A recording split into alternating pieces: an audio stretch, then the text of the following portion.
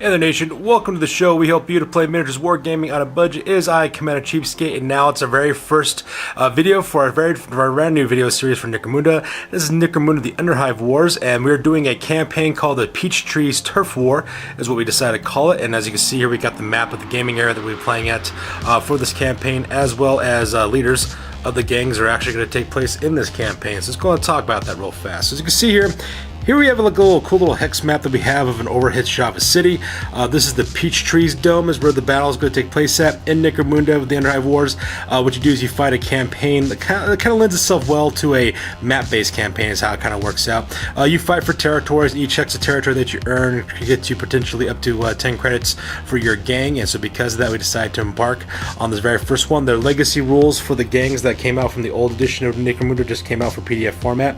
You can find that Necromunda website. So because of that, we are now starting off with the very first 6 gangs of the original Necromunda set in order to make us do that. So once again, we're seeing the Jury of House Cawdor, we're also seeing the Iron Sights of House Orlok, 9/11 of House Van Sar, Pelago Slam Kings of House Goliath, the Sleeping Dogs of House Dalak, as well as the Killjoys of House Escher.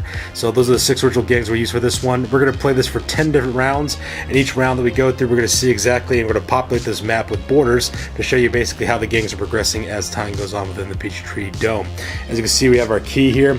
Green outlines will be for Van Sar, purple lines will be for Escher, orange will be for Goliath, blue for Cawdor, yellow for Dalak, and then red, of course, for Orlok. And of course, any special territories that pop will mark with a triangle, so that way you know exactly what the special territories are for each one. And as you can see, the conversion rate is 1 hex per territory.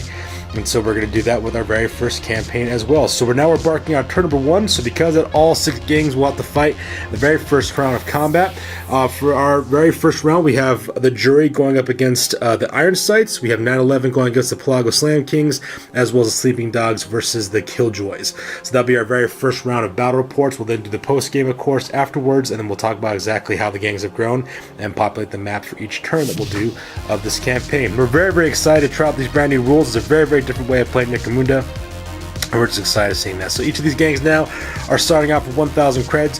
For each battle report that we do for the campaign series, we'll of course show you the rosters as always, and we'll also talk about show you pictures of the gangs, so that way you can see how they're progressing as the campaign goes on.